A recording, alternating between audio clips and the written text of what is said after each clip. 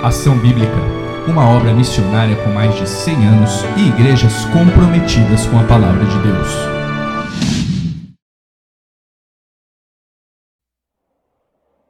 Muito bem, queridos, nós vamos dar continuidade à nossa série no livro de Êxodo. Nós temos estudado esse tema da escravidão para a libertação, desde a libertação lá do Egito, 430 anos, a peregrinação desse povo pelo deserto, rumo à terra prometida, a terra de Canaã, que Deus havia feito a promessa para Abraão, lá em Gênesis capítulo 12. E agora nós chegamos na parte onde Deus orienta Moisés sobre a construção do tabernáculo, né? Essa casa móvel, né? Onde a presença de Deus estava ali, nesse local, onde era oferecidos sacrifícios a Deus para perdão dos pecados. Cada um dos aspectos, cada um dos elementos que compunham o tabernáculo, essa casa de Deus, o santo do santo. Então todos os aspectos apontando também para Jesus Cristo. E durante alguns domingos nessa série nós vamos olhar para esses detalhes do tabernáculo, esse estudo tão importante da palavra de Deus, né? Então nós estamos olhando para Êxodo capítulo 25. Eu queria ler hoje os primeiros versículos apenas com os irmãos, não quero ler o capítulo todo de Êxodo capítulo 25, a partir do versículo 1, está aqui projetado na NVI, mas se vocês quiserem acompanhar também aí na sua Bíblia.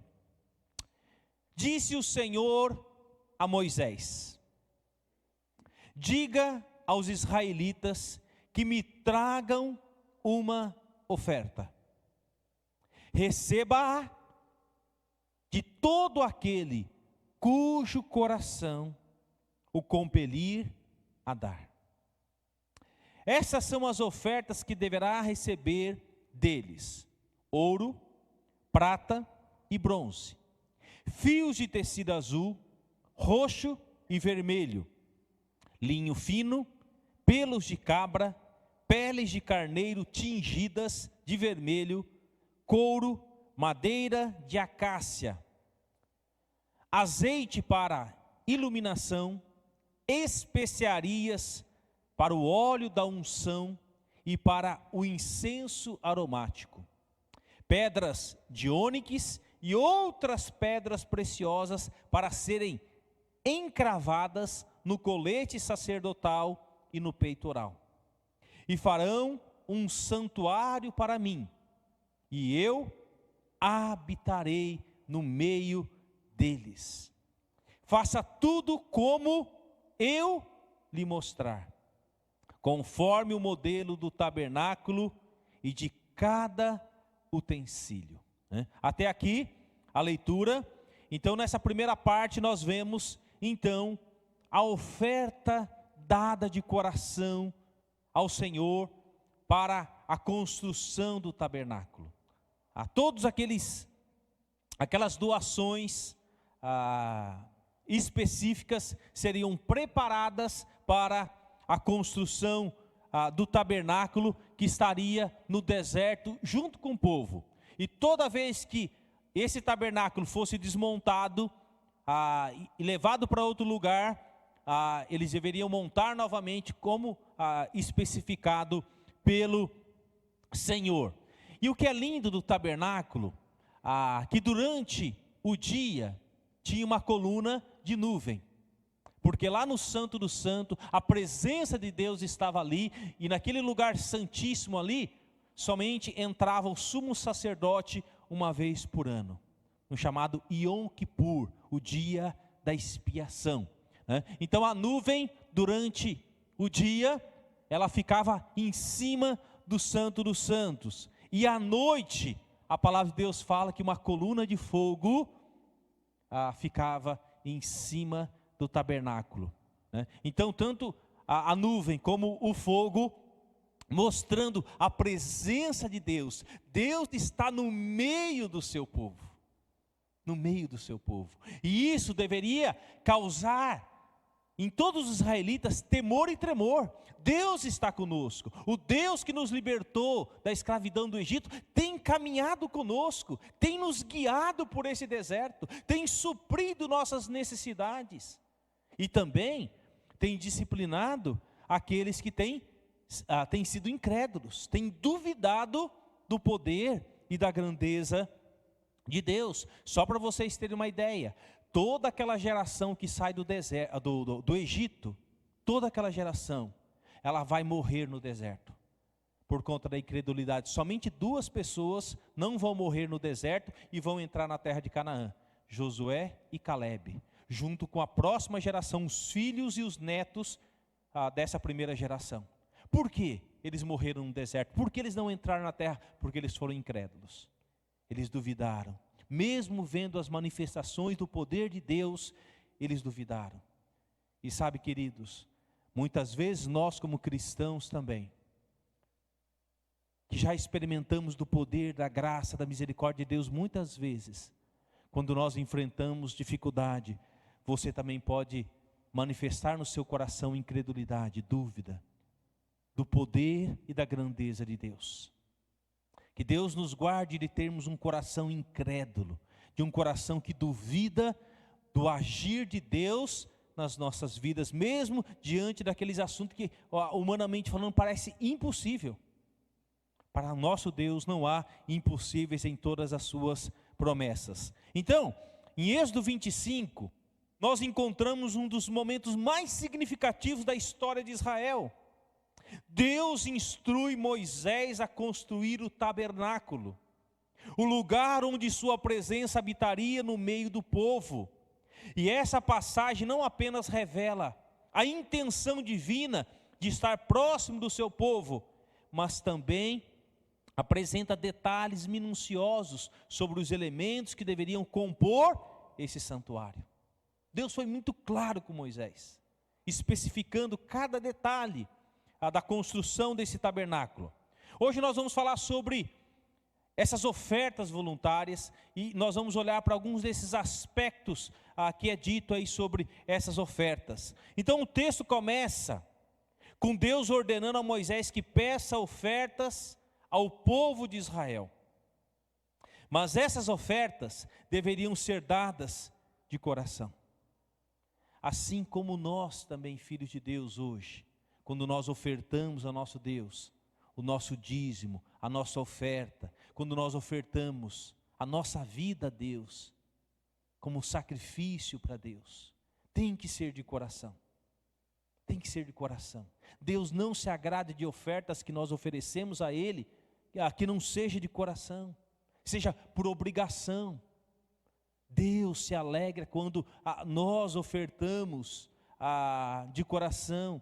A 1 Coríntios fala que Deus abençoa quem dá com alegria. E nunca por constrangimento, e nunca por obrigação. Por isso que nós somos contra a teologia da prosperidade. Porque a teologia da prosperidade, ela obriga as pessoas a darem, como se estivesse fazendo barganha com Deus. E o nosso Deus não é um Deus de barganha. Deus tem prazer nos abençoar, mas aquilo que nós devolvemos ao Senhor, aquilo que nós trazemos ao Senhor, tem que ser de coração. Tem que ser de coração, e nunca por constrangimento. Então é interessante, deveriam ser dadas de coração, sem pressão ou imposição. Ouro, prata, bronze, linho fino, peles de animais e pedras preciosas foram alguns dos materiais mencionados para a construção do tabernáculo. Isso demonstra a participação ativa do povo na adoração e na manifestação da presença divina entre eles. Queridos, uma coisa que nós temos que aprender desde cedo, desde que os nossos filhos são pequenos, tudo que nós temos, tudo vem de Deus. Tudo é graça e misericórdia de Deus. Por isso que nós temos que ensinar nossos filhos desde pequeno a importância de contribuir, de abençoar, né? Então nós temos que ensinar isso para os nossos filhos. E tudo aquilo que nós fazemos tem que ser fruto de um coração agradecidos por Deus, por tudo que Ele faz em nossas vidas. Hoje no velório da Karina, isso foi uma das coisas que eu ouvi bastante, principalmente da boca do seu marido, né? A gratidão a Deus por tudo que Deus fez na vida da Karina, por tudo que Deus fez na vida deles como família. Gratidão, gratidão, gratidão. E hoje nós vivemos num mundo onde há tanta murmuração, há tanta reclamação, há tanta comparação, há tantos ciúmes, e isso é pecado diante de Deus. Então tem que haver gratidão no nosso coração. Então, o tabernáculo, cada um dos elementos que compunham o tabernáculo, até a roupa sacerdotal e aquelas pedras preciosas que eram que ele usava no colete sacerdotal, cada um dos detalhes, né? A mesa da propiciação, o candelabro, cada um dos aspectos, as madeiras, as cortinas, cada um dos aspectos do tabernáculo mostrava esse detalhe da grandeza de Deus e apontava para Jesus Cristo, porque Jesus Cristo é o tabernáculo perfeito, aquele que habitou entre nós, cheio de graça e de verdade. Então vamos falar um pouquinho sobre as cortinas do tabernáculo, a beleza e propósito. De acordo com as instruções divinas, o tabernáculo deveria ser coberto por cortinas de linho fino, tecidas com fios azuis, púrpura e escarlate, adornadas com querubins, anjos, bordados. Essas cortinas não eram apenas elementos decorativos, mas simbolizavam a santidade do local e a separação entre o divino e o humano. Cada uma dessas cortinas que foram preparadas, né, no tabernáculo, tinha esse propósito, e cada uma das cores, né, dessas cortinas, dessas cobertas, né, que cobriam. Então, eu fui pesquisar, é claro, no meu estudo, sobre essas cores. Por exemplo, ele fala aqui do carmesim, é um tom profundo de vermelho, essa é a cor carmesim, frequentemente associado ao sangue, à realeza e ao sacrifício. Na simbologia bíblica e histórica, o significado, cor de sangue, o vermelho, cor de sangue, remete à vida e também ao sacrifício. O que mais acontecia no tabernáculo? O sacrifício dos animais, o sangue derramado para perdão do pecado daqueles que confessavam o seu pecado. Jesus Cristo precisou derramar o quê? O seu sangue. Hebreus fala que sem derramamento de sangue não há remissão. Então o carmesim simbolizava o vermelho, o sangue. O sangue no nosso corpo simboliza o quê? Vida. Sem sangue você não vive, né? Então o sangue significa vida. Sacrifício e redenção, lembra o sangue do cordeiro, símbolo de expiação. Realeza e nobreza, era uma cor cara e rara na antiguidade, usada por reis e sacerdotes. Deus queria que fosse construída uma cortina, uma coberta de carmesim. Nos fala sobre o pecado e purificação. A Bíblia usa o carmesim para representar o pecado que pode ser transformado ou perdoado pela purificação divina. Isaías 1,18 nos fala sobre esse sangue que nos purifica, que nos limpa. Então, o carmesim, o vermelho, né, cor de sangue, sacrifício e redenção. Essa era uma das cobertas, uma das cortinas, né? E é interessante que o carmesim apontava para aquele que era o servo, sofredor, e o Evangelho de Marcos, ele vai falar sobre Jesus como o servo sofredor. Então, o carmesim também é um simbolismo do Evangelho de Marcos, que vai falar sobre Jesus, o servo sofredor. Uma outra cor, púrpura, É uma cor que mistura vermelho com azul, produzindo um tom nobre e intenso, parecido com o roxo, né?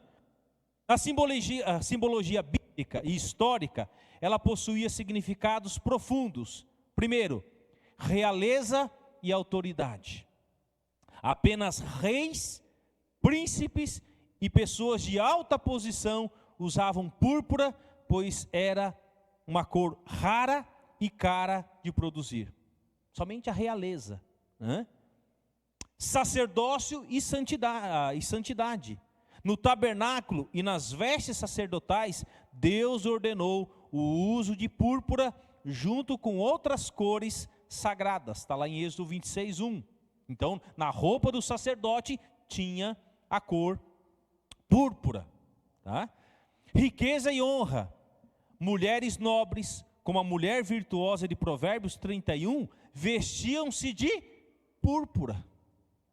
Então era uma cor rara, tá? A majestade divina. A púrpura aponta para o reinado de Cristo, o Rei dos Reis. E a palavra de Deus nos mostra que Jesus Cristo, Ele é o Rei dos Reis. Apocalipse fala que Jesus é o Rei dos Reis, né? Então Ele é digno de usar a cor púrpura, né? Então tinha uma cortina feita dessa cor púrpura. Púrpura então fala da realeza, autoridade celestial e honra, né? Então apontava para aquele que era soberano, o Rei dos Reis. E quem fala sobre o Rei dos Reis? Quem fala sobre a realeza? O Evangelho de Mateus. Mateus vai falar sobre Jesus como aquele que é soberano, que é o Rei dos Reis. Marcos fala como servo, Mateus mostra Jesus como aquele que é o soberano, o Rei dos Reis, né? Então nós tínhamos essas cores, né? O azul, a púrpura, carmesim e o branco. São as 4 cores que serão usadas na composição do tabernáculo, dessas cortinas que cobriam, né? Então o estofo azul, que é falado, apontava para aquele que era soberano, supremo, divino. Quem que fala sobre isso? O Evangelho de João. João fala sobre a cor azul, falando sobre essa soberania, sobre a divindade de Jesus Cristo, né? Aquele que tabernaculou entre nós, cheio de graça e de verdade. Então o Evangelho de João vai mostrar, falar sobre a cor azul, né? E o linho fino retorcido, que é a cor branca, tá? Apontava para aquele que é justo, puro e santo.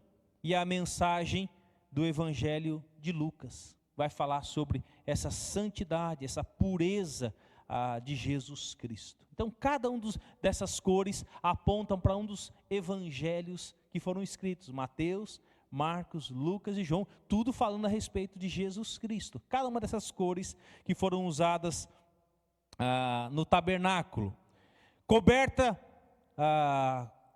de 4 cores, enfeitada com querubins, também chamada de tabernáculo, era a primeira coberta. Então teve uma coberta que ela foi bordada, os querubins, anjos nessa coberta, e era a primeira coberta que cobria o tabernáculo. Era a primeira coberta que cobria o tabernáculo. Depois vão vir as outras 3 por cima desse tabernáculo. Outro elemento que é falado sobre essa oferta é sobre a madeira de acácia, né? Era uma madeira típica daquela região. E Deus disse para Moisés: Moisés, eu quero que construam as tábuas com madeira de acácia. Você pode ver que é uma árvore frondosa, né? Mas que não tem muitas vezes aquela árvore reta, né? Para se fazer as tábuas. Imagina o trabalho que dava para cortar e fazer tábuas, né? Que iriam compor o tabernáculo como um todo. A madeira de acácia. Então eles cortavam e depois eles faziam tábuas para a construção desse tabernáculo. E a acácia é uma madeira dura, é uma madeira rígida, né? E foi dessa madeira que foram construídos então o tabernáculo lá no deserto. Acácia, o material que a Arca da Aliança foi feita. É uma árvore que crescia no ermo, onde o povo de Israel peregrinava, que havia naquela região, tá? Essa árvore podia fornecer tábuas bastante grandes, até 4,5 metros de comprimento, conforme Êxodo 36, 20 e 21. Inclusive, os israelitas usaram esse material para a construção do tabernáculo portátil. Após o povo entrar na terra da promessa, nunca mais se ouviu falar dessa árvore na Bíblia, né? Apenas em Êxodo, quando fala sobre a construção do tabernáculo. Então, na construção do tabernáculo, usou madeira de acácia, no altar do sacrifício, na mesa, no altar de incenso, na arca da aliança e os seus varais, nas tábuas do santuário e suas travessas. Essa madeira pode ser resistente e era chamada de madeira incorruptível. E é uma figura da humanidade perfeita de Jesus Cristo. Alguém incorruptível, aquele que não cometeu o pecado e nem viu a corrupção. Deus sempre procurou evidenciar a perfeição do seu Filho, pois ao falar de seu nascimento afirmou que nasceria de uma virgem, sem qualquer participação com o homem. Isaías 7,14, né?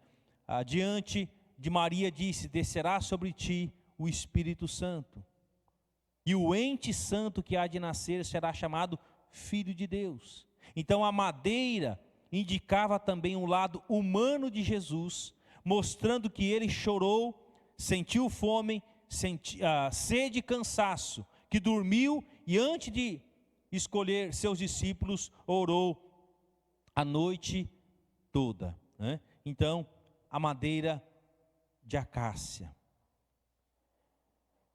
Cristo e o tabernáculo. No Novo Testamento, vemos a relação entre o tabernáculo e Jesus Cristo. E lá no Evangelho de João, capítulo 1, verso 14, é dito assim: o verbo se fez carne. Jesus, né? O próprio Deus se fez carne e habitou entre nós. E é interessante que a palavra habitou aqui no original significa, que vem do grego skino, que significa armar um tabernáculo, ou Jesus Cristo tabernaculou entre nós.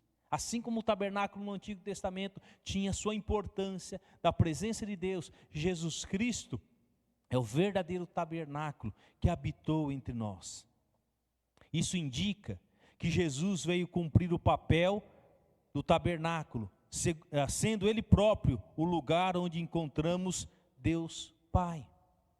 É por isso que hoje nós não precisamos ir atrás, procurar um tabernáculo para oferecer sacrifícios a Deus. Isso acontecia no Antigo Testamento. Jesus Cristo, Ele veio ao mundo, Ele viveu entre nós, Ele deu a sua vida por nós, e o seu sacrifício permite que hoje, eu e você que cremos nele, podemos entrar na sua presença, para adorá-lo, para oferecer os nossos sacrifícios, para conversar com Ele. No Antigo Testamento, ninguém podia entrar no Santo do Santo, a não ser o sumo sacerdote, uma vez por ano. Olha que interessante, outros elementos que foram oferecidos para a construção do tabernáculo: o ouro, o metal precioso, não é? Que indica a divindade, a glória e a realeza de Jesus Cristo. A divindade, a glória e a realeza. Se vocês abrirem comigo em 1 Pedro 2,6, 1 Pedro, lá no finalzinho da sua Bíblia, 1 Pedro capítulo 2, verso 6 e verso 7, é dito assim. 1 Pedro capítulo 2, versos 6 e 7.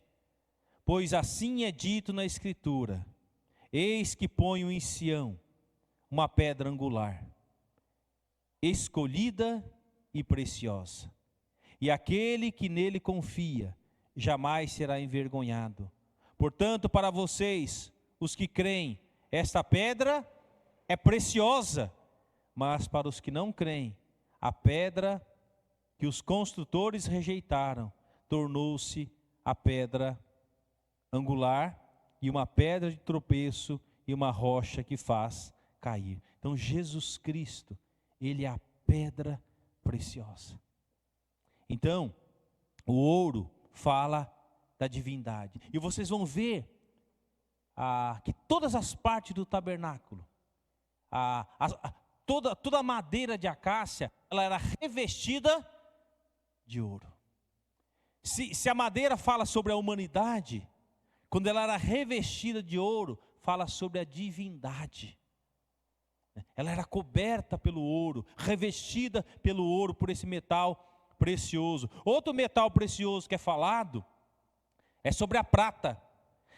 E a prata fala da redenção, que em Jesus Cristo o resgate foi feito com base no seu sangue. Então prata fala sobre redenção, resgate, e Jesus Cristo pagou o preço para nós sermos resgatados.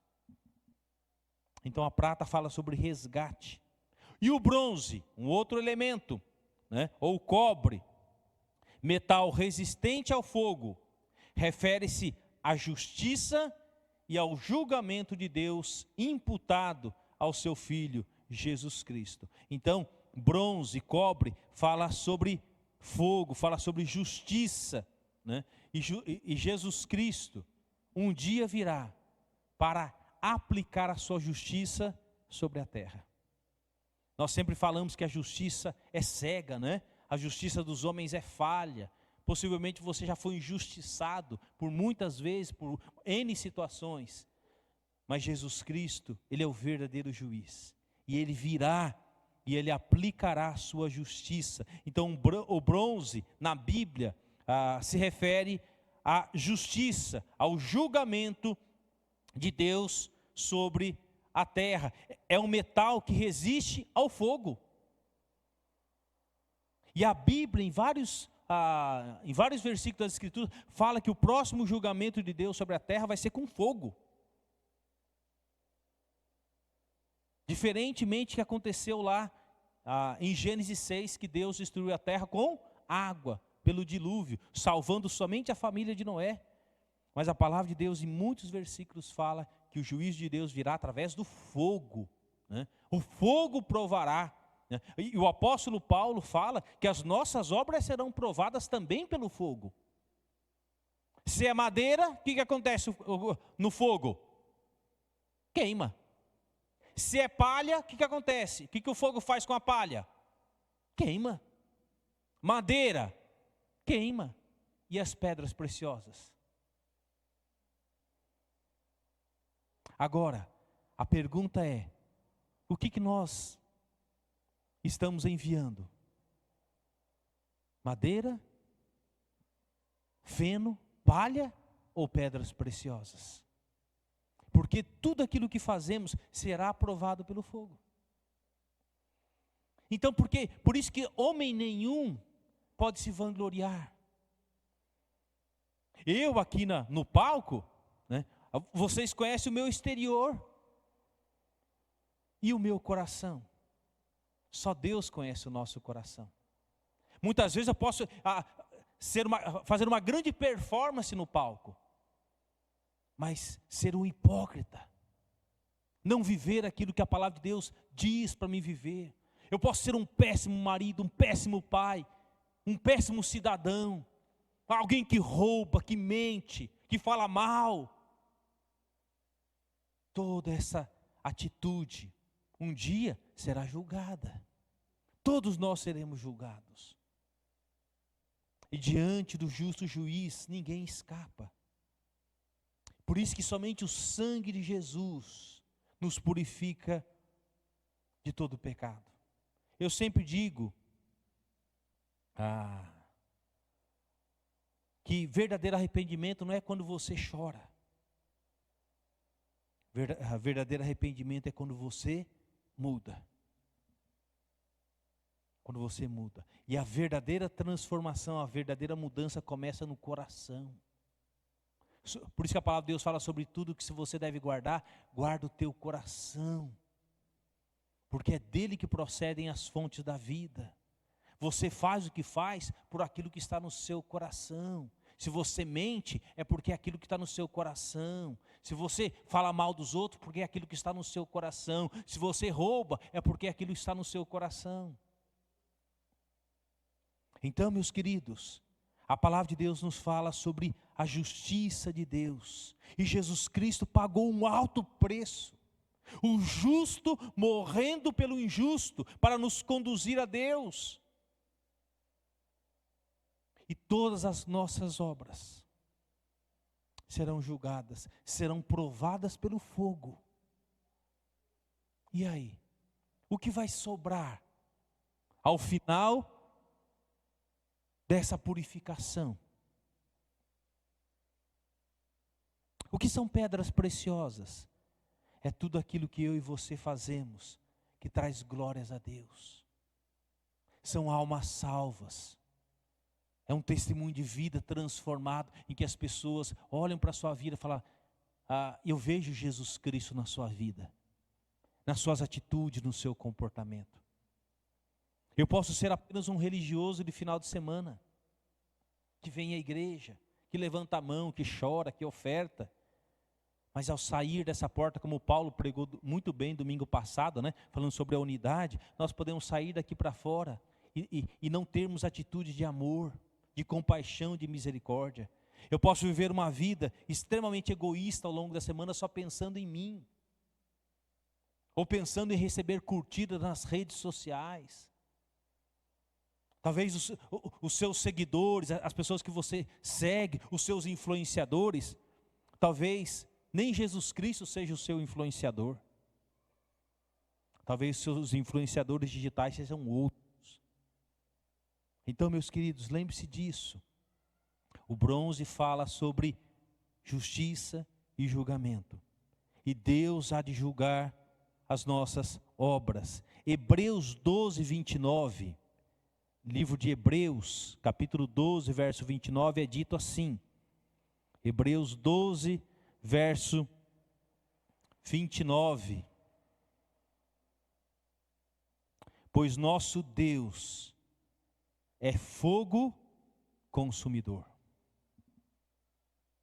O nosso Deus, Ele é fogo consumidor, que julga com justiça. Por isso que Jesus, certa vez, diante da indagação, Jesus disse para muitas pessoas que o seguiam, apartai-vos de mim que eu não os conheço. Mas Jesus, nós íamos na igreja, Jesus, nós fazíamos isso. E aí um dos discípulos perguntaram, Jesus, como eu conheço um verdadeiro discípulo? E Jesus então respondeu, pelos frutos, pela atitude, pelo comportamento. É como ele trata sua esposa, seus filhos, as pessoas que estão ao seu redor, é como ele vive o cristianismo. Por isso, meus queridos, que ser cristão é pagarmos um alto preço, é carregarmos a cruz, é vivermos uma vida de santidade, porque sem santificação ninguém verá a Deus. Então isso é muito importante quando nós pensamos nesses aspectos. Lembre-se disso, Deus é fogo consumidor. Todas as nossas obras serão provadas pelo fogo. Pode ter certeza. E o que vai sobrar ao final das contas? Pensa nisso. Reflete sobre a sua vida, como você tem vivido a sua vida cristã. Você acha que a sua vida cristã tem agradado a Deus? Você ama se debruçar diariamente na palavra de Deus? Você ama a Deus separando um tempo de oração? Você ama a Deus exercendo misericórdia e compaixão para com as pessoas? Você ama a Deus realmente pedindo perdão quando você erra, ou você carrega mágoa, rancor no seu coração, você não perdoa, você não acerta a sua vida. Então, meus queridos, lembre-se, as nossas obras serão julgadas por Deus. Ele fala também de pedras preciosas, né? Que foram doadas: ônix, sárdio, topázio, carbúnculo, esmeralda, safira, diamante, jacinto, ágata, ametista, berilo, jaspe, todas essas pedras preciosas, né? Que muitas vezes quando as pessoas, né? E as mulheres também, quando vê num anel, num brinco, né? Num colar, falam: uau, né? As realezas, né? Parece que a coroa da rainha lá da Inglaterra que faleceu, assim, é uma coisa preciosíssima. Tantas pedras preciosas que estão cravadas na coroa dela, né? São pedras que custam milhares e milhares de reais, né? São pedras preciosíssimas. Depende de cada uma delas aqui, o valor delas é astronômico. Talvez que numa vida inteira eu e você, a gente não vai ter nenhuma dessas, né? E ele fala desses elementos, dessas pedras preciosas que foram doadas para a construção do tabernáculo, que faria parte do peitoral, do colete sacerdotal, daquele que entraria na presença de Deus uma vez por ano.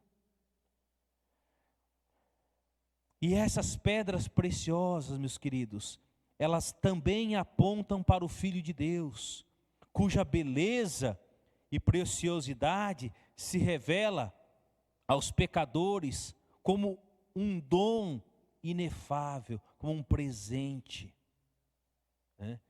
Eles falam também do Urim e do Tumim, essas duas pedras também que nos ensinam sobre luz e perfeição. Todas essas pedras preciosas que foram doadas, né, para a construção do tabernáculo, fala dessa realeza, fala da majestade de Jesus Cristo. Apocalipse fala das pedras preciosas. Apocalipse fala que as ruas no céu serão de ouro. Imagina que coisa magnífica quando eu e você estivermos na presença do Senhor e podendo andar nas ruas de ouro e diante da glória. Apocalipse fala que no céu não vai precisar nem de sol. Aí a graça faz né, graça? O sol, né? Mas no céu não vai precisar de sol, sabe por quê? Porque a glória de Deus ilumina todo o céu. A glória de Deus. Imagina que coisa incrível vai ser, né? E aqui em 2 Coríntios capítulo 2, verso 9, é dito o seguinte, 2 Coríntios 9, 15, o apóstolo Paulo nos fala: graças a Deus por seu dom indescritível, o seu dom, sua majestade, o seu presente. Dom é um presente, e Jesus Cristo deu a sua vida como presente. O que era mais precioso para o Deus Pai? O que era mais precioso para o Deus Pai? Seu Filho. E Ele deu a vida do seu Filho por nós pecadores. Ele deu o maior presente, o melhor presente para ser sacrificado em nosso lugar. Daríamos a vida do nosso filho por pessoas que cometeram tantos delitos e pecados? Com certeza, nenhum de nós faria isso. Primeiro porque nós não somos Deus, nós somos pecadores. Não daríamos a nossa vida. Nós somos tão egoístas, mas Deus deu a vida do seu Filho, essa pedra preciosa, em sacrifício em nosso lugar. Então já falamos da madeira de acácia, já falamos das cobertas, das cortinas, né? É falado também das cobertas de pelo de cabra, né? Cobertas de peles de carneiro, tingidas em vermelho, cobertas de peles de animais marinhos. Cada um desses aspectos importante. E ele fala também sobre algumas especiarias. Ele fala sobre o incenso, o óleo da unção. Esse óleo, também chamado de óleo sagrado, era feito com as especiarias: mirra, fluida, cinamomo, odoroso, cálamo, aromático, cássia. Ó, tem cássia, tá vendo? É um aroma precioso, tá vendo? Cássia, azeite de oliva. Então, todas essas especiarias era preparado o incenso, um óleo perfumado, valiosíssimo. Lembra que quando Jesus estava na terra lá, uma mulher quebrou um vaso de perfume, né? E Judas ficou como? Revoltado. Mas como você quebra um frasco de perfume valiosíssimo como esse? Você poderia ter vendido, né, para doar o dinheiro para os pobres, né? Judas estava de olho no dinheiro. E aí aquela mulher, ela quebra aquele perfume precioso e derrama aos pés de Jesus, porque ela reconhecia que Jesus era o seu maior tesouro. Queridos, Jesus Cristo é o nosso maior tesouro. Queridos, nada nesse mundo, nem pai, nem mãe, nem filho, nem neto, ou quem quer que seja, pode ser mais precioso do que Jesus por nós. Jesus Cristo é o seu bem mais precioso, que você ama estar com Ele, ama caminhar com Ele, ama adorá-lo, ama oferecer a Ele o que é melhor. Muitas vezes a gente ouve jovens dizer: eu quero servir a Deus com mais intensidade quando eu for mais velho. Meus queridos, nós temos que oferecer o melhor para o nosso Deus, desde a nossa infância.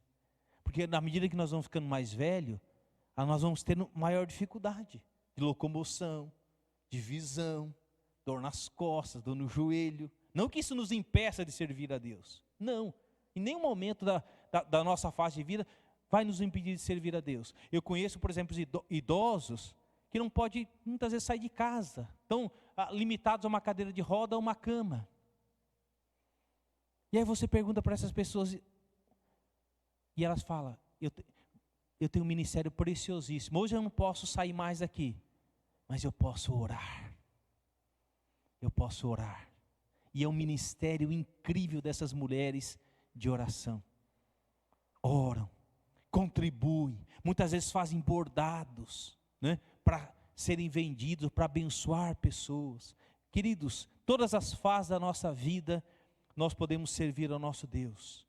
Principalmente vocês jovens que têm força, ofereçam suas vidas a Deus, ofereçam a sua força, tudo que você tem a Deus, para ser usado para a glória de Deus. Então todas essas especiarias, com esse óleo, eram ungidos a tenda da congregação e a arca do testemunho, a mesa, o candelabro, o altar do holocausto, todos os seus utensílios, o altar de incenso, a bacia com o seu suporte e Arão com seus filhos, todos eles eram ungidos com esse óleo.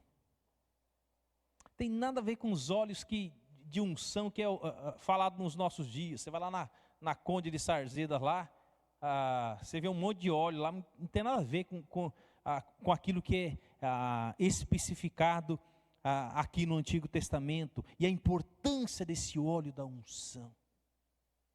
Ungido por Deus, escolhido por Deus. 1 Pedro 2:9 fala que eu e você, se você entregou sua vida a Jesus, claro, você faz parte de um povo eleito.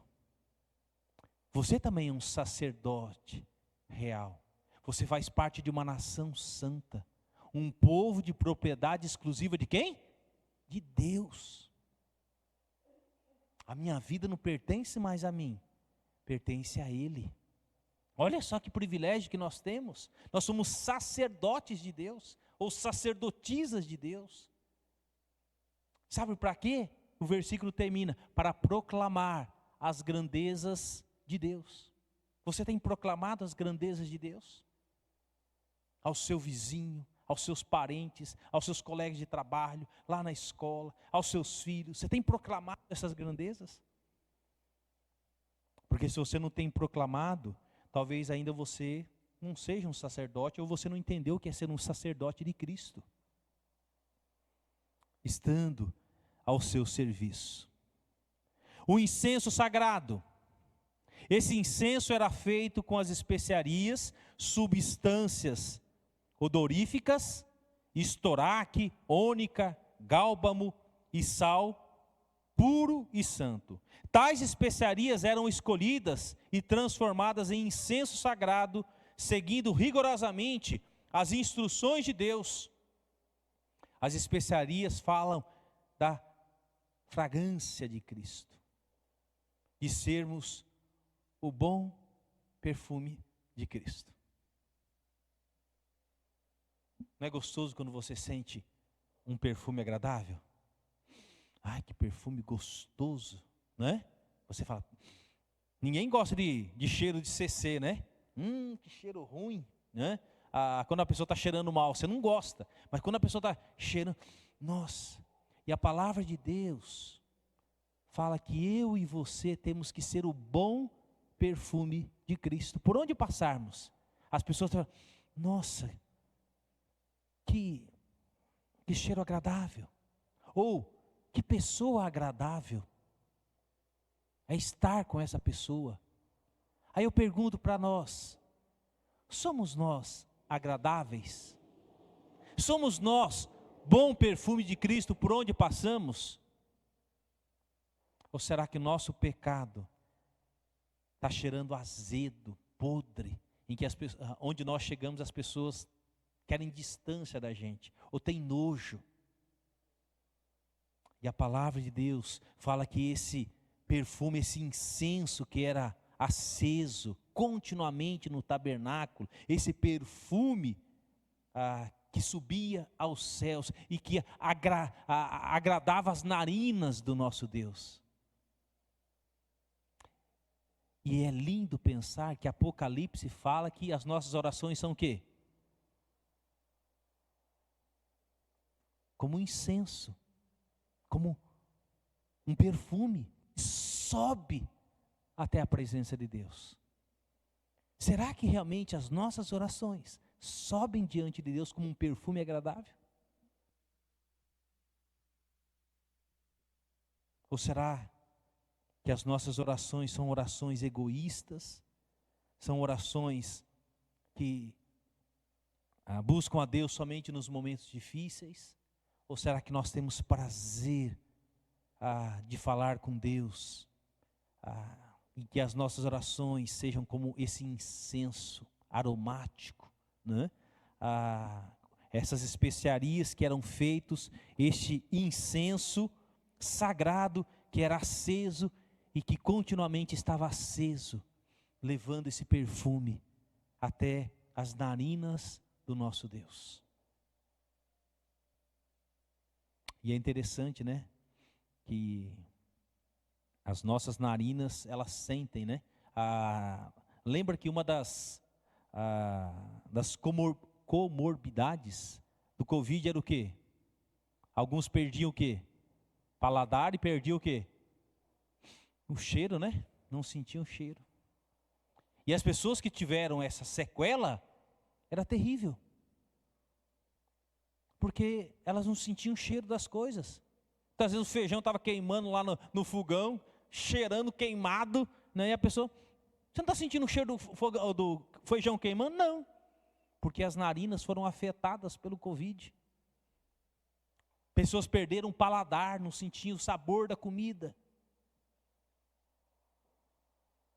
Minha esposa tem uma narina apuradíssima. Se eu comprar algum desodorante ou perfume, por isso que quando eu compro, eu já levo ela. Cheirei. Agradou? Não, esse é bom, pode comprar. Porque se eu comprar um perfume ou um desodorante e trazer para casa, e eu colocar, pergunta para o Jonathan, é testemunha, e ela não gostou, já era. Você pode doar, você pode devolver, porque ela tem um nariz apuradíssimo, né? Então a gente tem que ficar bem atento, principalmente a isso. E meus queridos, saber que esse incenso agradava o nosso Deus. Será que as nossas orações são como esse perfume em que o nosso Deus fala, ai, que agradável?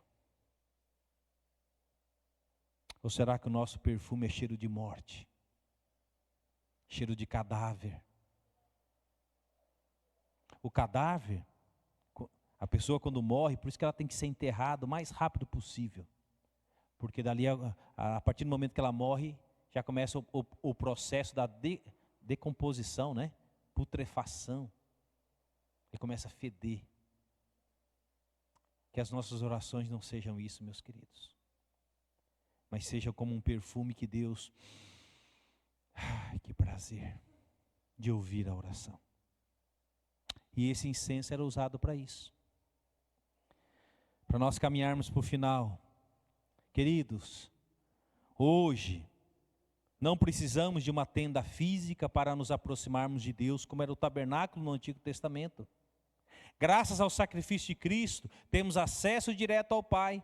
No entanto, a mensagem do tabernáculo continua viva. Deus deseja estar perto de nós, proteger-nos e guiar-nos em nossa jornada espiritual. Eu gosto desse trecho de Hebreus, capítulo 10, 19 a 22. Preste atenção, né?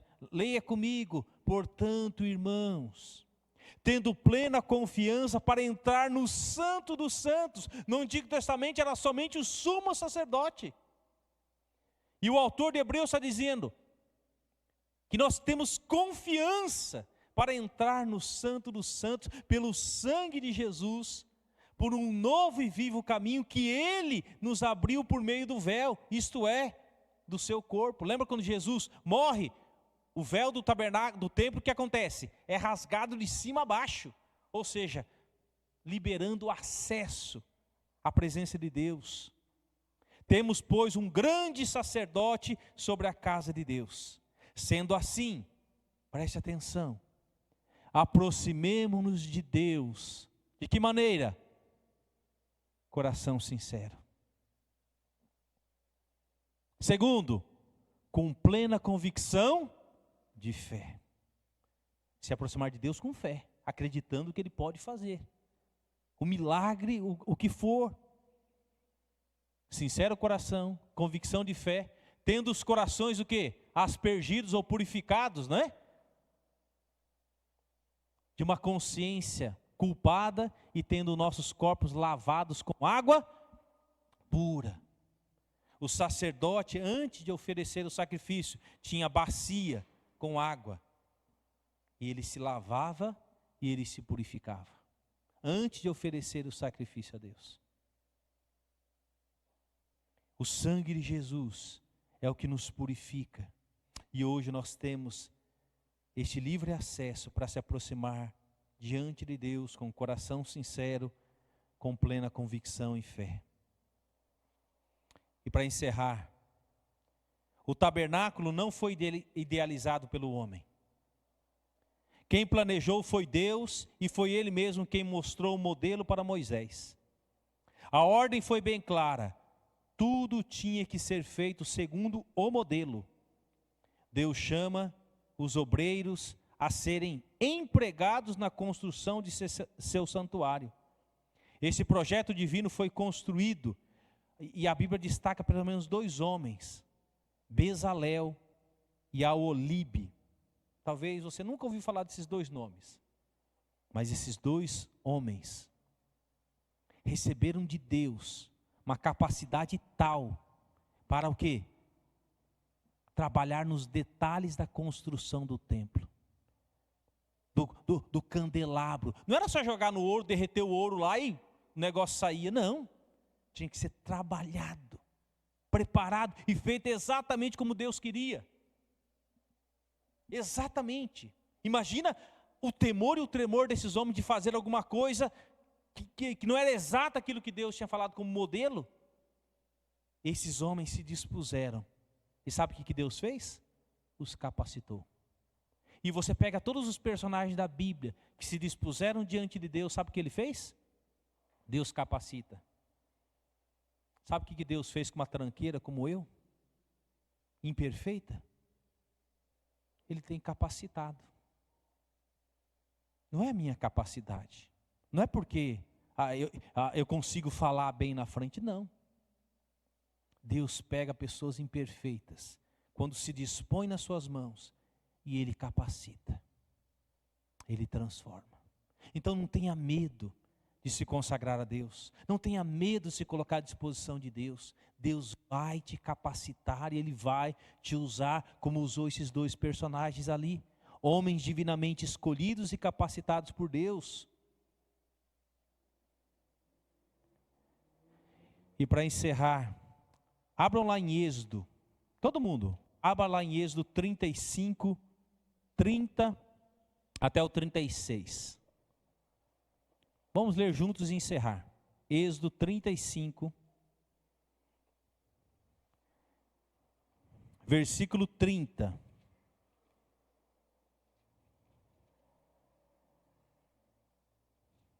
Êxodo 35, versículo 30. Diz assim: então Moisés disse aos israelitas: considerem que o Senhor escolheu Bezalel, filho de Uri, filho de Ur, da tribo de Judá, e o encheu do Espírito de Deus, dando-lhe sabedoria, habilidade e pleno conhecimento artístico, para desenhar e executar trabalhos em ouro, prata e bronze, para talhar e esculpir pedras, para entalhar madeira e executar todo tipo de obra artesanal.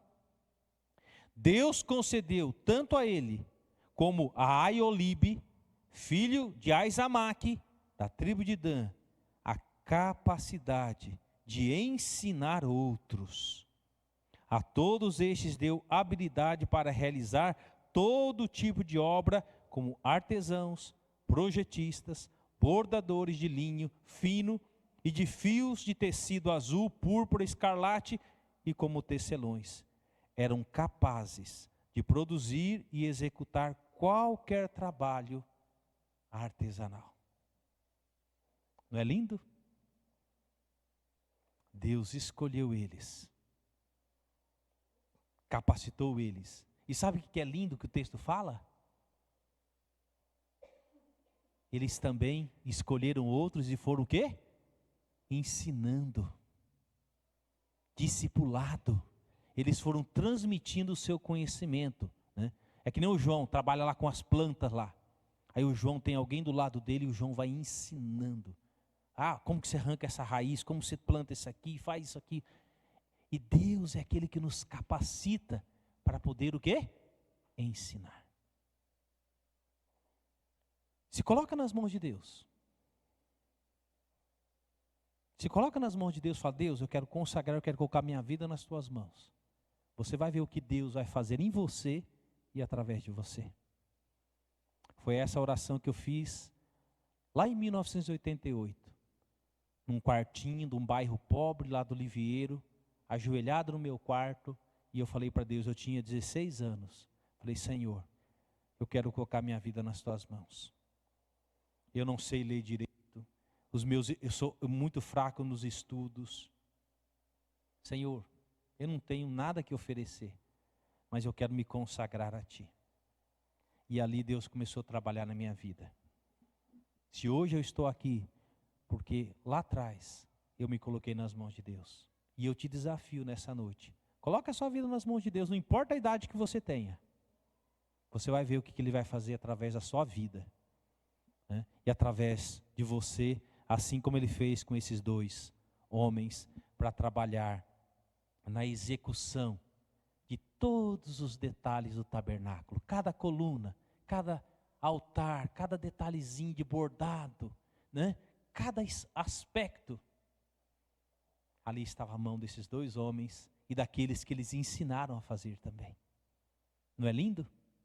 Feche seus olhos, vamos orar. Senhor Deus, obrigado, porque é tão lindo ver, ó Deus, em primeiro lugar, que o Senhor despertou no coração do povo, ó Deus, a doar. Não aquilo que sobrava, mas eles ofereceram ao Senhor o melhor. Ouro, prata, pedras preciosas. Ó Deus, tudo aquilo que era necessário para a construção desse tabernáculo, onde Deus iria habitar. Imagina, se Jesus estivesse nos nossos dias, ele fosse visitar a sua casa. Como você prepararia a sua casa para receber Jesus na sua casa? E essas pessoas doaram de coração. Eles não foram forçados ou constrangidos a isso, mas eles deram de coração e Deus os abençoou.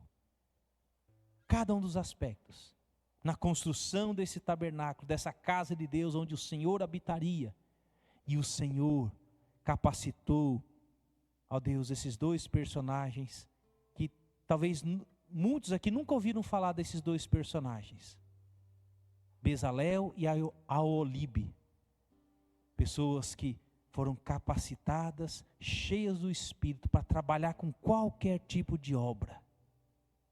E é lindo pensar, ó Deus, que eles escolheram também outros para estarem ao lado dele, para ensinar a fazer.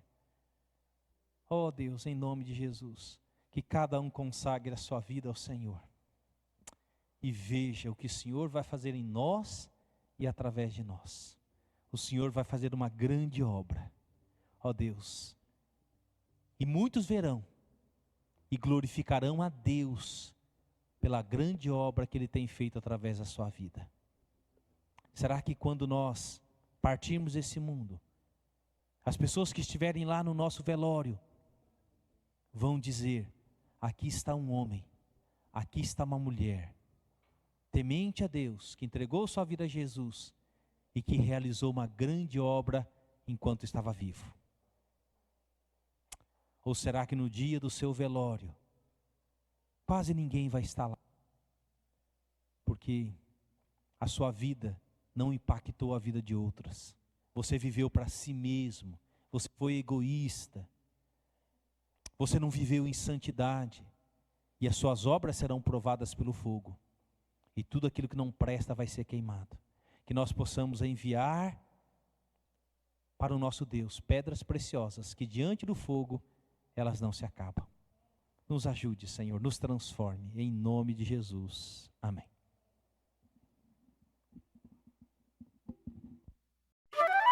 Ação Bíblica, uma obra missionária com mais de 100 anos e igrejas comprometidas com a palavra de Deus.